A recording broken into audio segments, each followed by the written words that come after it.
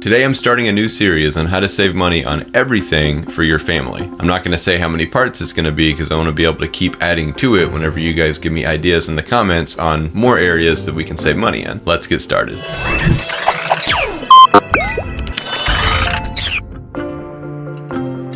Please don't forget to subscribe through this series, especially to stay up to date on these videos whenever they're published. We should have a new one out every week. We also publish new videos on money, minimalism, and travel every week aside from this series, so stay tuned for that as well. And please subscribe. This is part 1. We're going to talk about how much does a child cost? It's a very interesting question, and there's actually some research showing exact amounts on how much the average child will cost you over the lifetime of them being in your home. There's actually a number on it. They found that the average child costs $233,610 over the course of his or her lifetime. That's from birth to age 17. So that's for their lifetime in your home, typically when you're paying for all their bills. So what does that cost include? And is there a way to make it cost much less? Absolutely, there is a way to make it cost much less. And we're going to talk about what that amount includes. And remember, this is average. So this is for the average. The average person is in debt. The average person does not control their spending. The average person does not save for large purchases. The average person doesn't budget, and they're not intentional with their finances. So it definitely doesn't have to cost you $200 and something thousand to raise your child. So 79%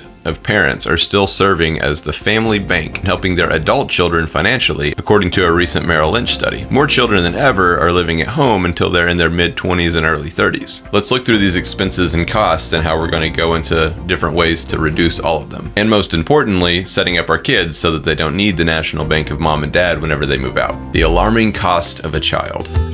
So according to the same USDA study that found that $233,000 number, it said families with lower incomes are expected to spend $174,690 and families with higher incomes are expected to spend $372,210. So that means the cost could be even higher than that $233,000 range, but it could also be way lower than $174,000. And again, I'll show you how through this series. In the study, data used to estimate expenditures on children are taken from the 2011 to 2015 Consumer Expenditure Survey. As for the cost of a child at each age, here's what that looks like broken down by income level. Now you're probably curious, what are all the different things that go into these numbers? And this chart can help you get a glimpse into what that is. We can see housing is the biggest expense, followed by food, and then childcare and education, transportation, and so on from there.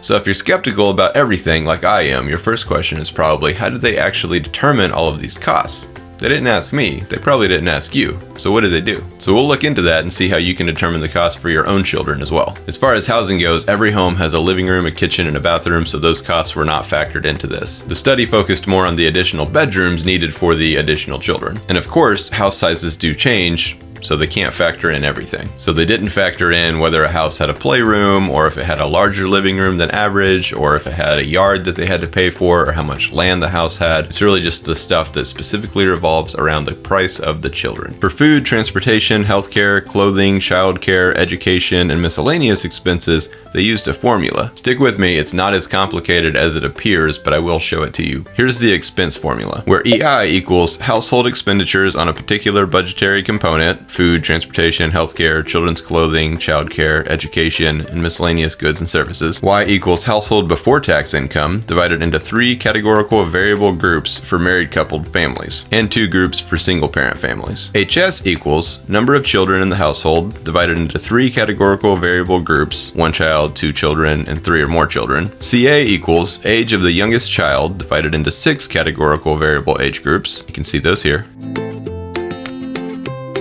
I know this sounds confusing at first, but it's actually not that difficult. They use terms like categorical variables, which makes it sound more confusing than it is. It's basically just a ratio to determine the cost of the children broken out over all the expenses the average family has. Here's a more specific breakdown that's not a formula that probably makes a lot more sense. Clothing consisted of the children's clothing that was bought, childcare and education. More than half of the households reported no expenditure here. For the homes that reported an expenditure, it was consistently a large one. Families were also asked about specific expenses related to childcare and education other than the actual cost of the services. Food, the percentage of the family diet for the children was realistically based on the child's size and portion compared to the adults. Healthcare Medical Expenditure Panel Survey is the only federal survey that collects detailed individual household member data on healthcare expenses and was therefore used in this part of the study. The added cost of having children on a healthcare plan was the only portion considered in this study. Only transportation of family-related activities was taken into account, which accounted for 75% of all transportation in the homes, according to a separate U.S. Department of Transportation study. Miscellaneous, a per capita method was used to calculate random expenses such as personal care products, entertainment, sports equipment, etc. This all may seem like a lot, and if you don't have kids yet, it probably seems really intimidating, but don't let it be. No matter which stage of life your child is in, from not here yet all the way to